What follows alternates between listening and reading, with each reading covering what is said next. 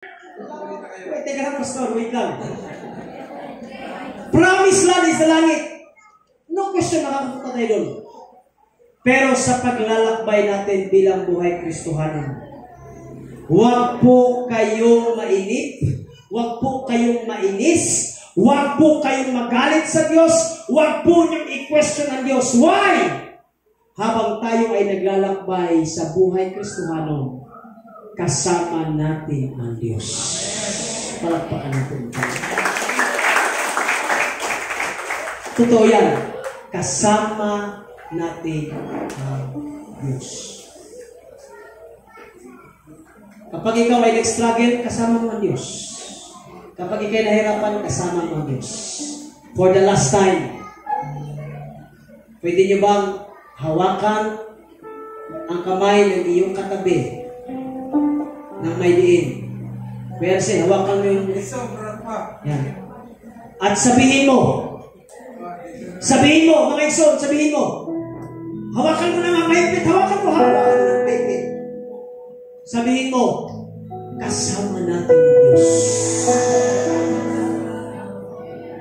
For the last time, sabihin mo pa, kasama natin ang Diyos.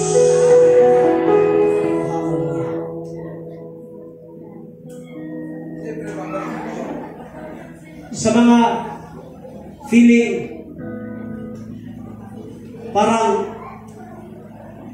iniwan na sila ng Panginoon, no? Kasama mo ang Diyos.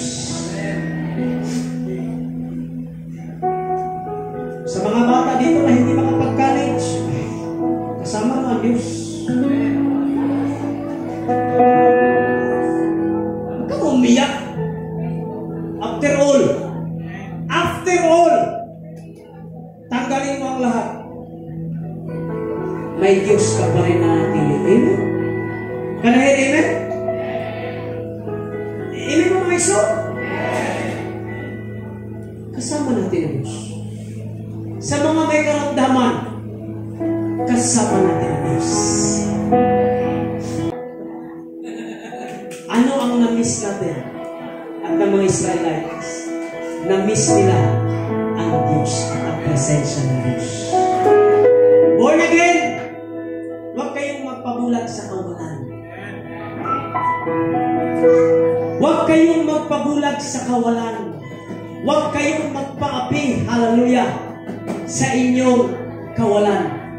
Sapagkat, hallelujah, sa inyong kawalan, may natitira pa rin kayong nag-isa.